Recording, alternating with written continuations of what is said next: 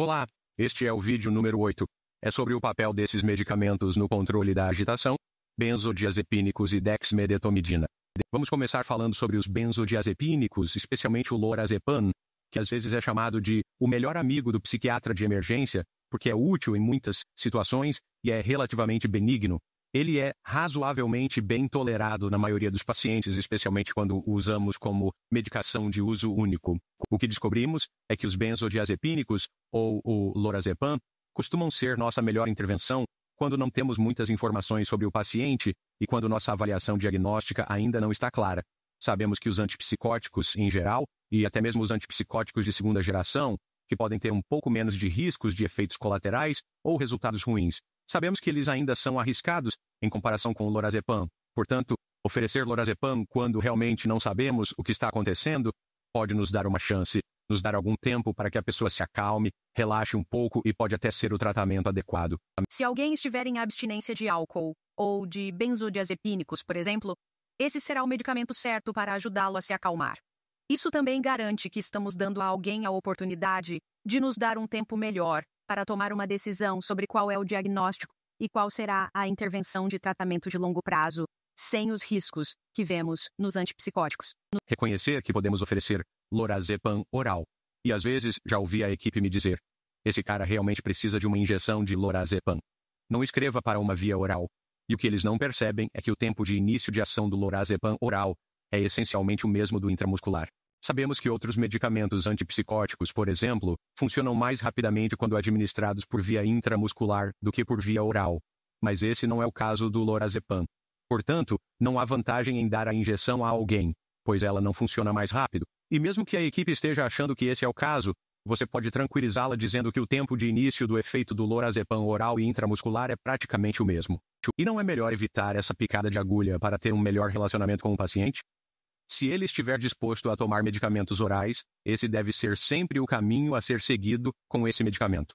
Às vezes a equipe de enfermagem se preocupa com o fato de que talvez um paciente esteja buscando drogas, ou esteja manipulando porque quer especificamente obter um benzodiazepínico. Isso é algo que precisa ser avaliado e descartado. E certamente, não se deve dar o medicamento como se fosse um doce.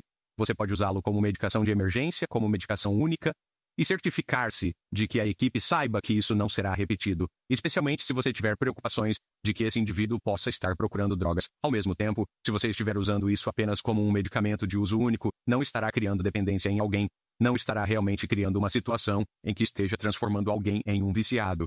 Há uma nova e empolgante oportunidade de tratar a agitação, que é realmente um caminho diferente do que já usamos antes.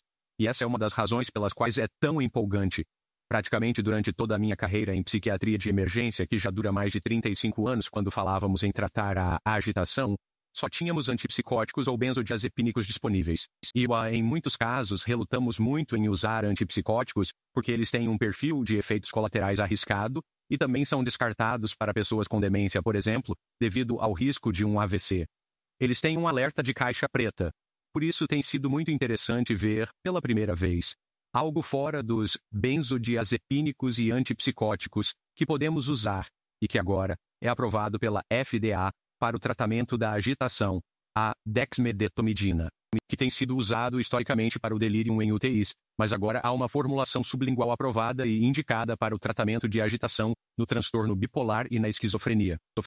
É um filme fino de dissolução oral que você pode oferecer ao paciente. Não é um medicamento coercitivo. Você não segura o paciente e o coloca na boca. Você diz, aqui está este filme, coloque-o na boca, ele vai se dissolver muito rápido. Eles podem tomar um copo de suco ou um copo de água com ele. E o que se vê é uma melhora muito boa nas escalas de avaliação da agitação, em questão de minutos, geralmente de 20 a 30 minutos ou mais. A escala PEC é a mais comumente usada para determinar a resposta ao tratamento de agitação em estudos farmacológicos.